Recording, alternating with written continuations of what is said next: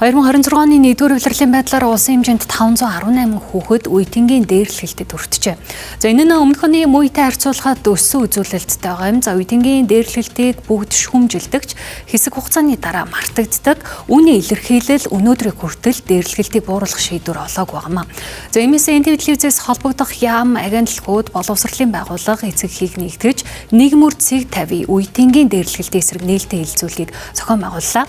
За энэ хилцүүлгийн үр дүнд хүүхдийн эрхийн төлөө ажилтдаг байгууллагууд нэгдэж дээрлэхэлтийн эсрэг өөрөөрийн шатандаа хийх ажлын амлалтаа өглөө.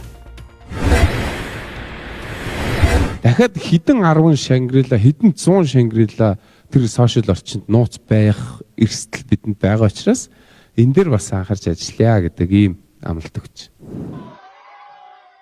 За өсвөр насны хүүхдүүдийн дундах дээрлэхэлтийн асуудал нь газар авч сүүлийн жилүүдэд нэгнийгээ дээрлэхэж зодож байгаа дүрс бичлэгүүдийг цахим орчинд тавих нь их болсон. За эцэг их асран хамгаалагчдын зүгээс хүүхдүүд нэг нэгнийгээ шоглох нь байхал зүйл. Энэ нь тухайн хүүхэд бие биетэйгээ харьцаж сурах, за биенээ хамгаалж сурч байна гэсэн байдлаар ханддаг. За эсрэгээр үүний хор уршгаар хүчрхийлд өртсөн хүүхэд сэтгэл зүйн дарамтанд орох цаашлаад бие махбод амь насаараа хохирох эрсдлийг дагуулж байгаа юм а. За гэвч сургууль, гэр бүл, удирдах албан тушаалтнуудын зүгээс үеийнгийн дээрлэхэлтийн асуудал дээр өөрсдөн дээрээ бурууг өгөлгүй бие биенлүүгээ чиглүүлж шийдэл хүрэлгүй өнөөдрийг хүрсээр байна. Одоо үеийнгийн дээрлэхэлт гэдэг нь өөрөө өсвөр насны бүлэглэл, гэмтрийн бүлэглэл үүсэх хүртэл хэмжээний нээлтт нэгнийгээ дарамталдаг, нэгнийгээ одоо бие махбод нөхрөл учруулдаг, сошиалар бүлийдэг, ялгуурлан гадуурхдаг ийм бүр давхарга одоо ийм бүлэглэл үүсгэх хэмжээнд хүрсэн байгаа гэдгийг бол энэ телевизийн редакц, ерөнхий редакц бол хараад ер нь бол одоо энэ үеийнгийн дээрлэхэлт ийм хүнд төвшөнд хүрснээрээ нэг талдаа хүүхдүүд насан туршдаа сэтгэл зүйн одоо юм гэмтэл авдаг, траума авч байна тий. А нөгөө талдаа гэмт хэрэгтэн болж, эрүүгийн гэмт хэрэгтэн болж байна.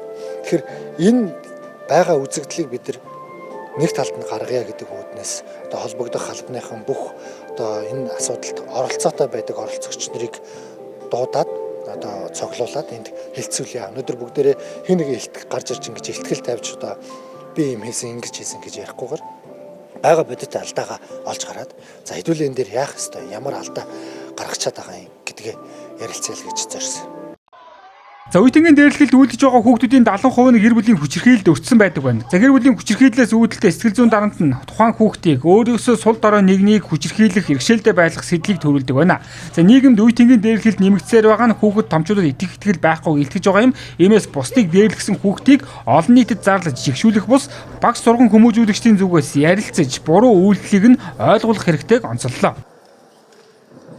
Энэ асуудлаар тодорхой гаргалгаа гаргаж одоо үүрэг хүлээгч, хүүхдийн өмнө үүрэг хүлээгч төрийн байгууллагууд, албан тушаалтнууд амлалтаа авах цаг болсон гэдгийг сануулгах буюу энэ ивентийнхаа үеэр яг одоо боловсролын яам, гэр бүл, нийгмийн хамгааллын яам бүгдээрэнгээс нь бид амлалт авна.